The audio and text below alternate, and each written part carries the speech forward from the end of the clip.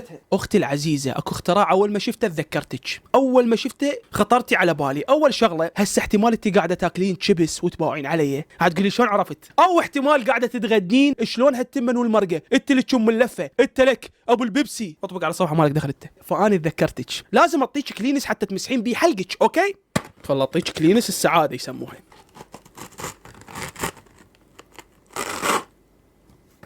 تفضلي، هذا الكلينس مالتك. تفضلي ليش مستحيه؟ تفضلي هاك.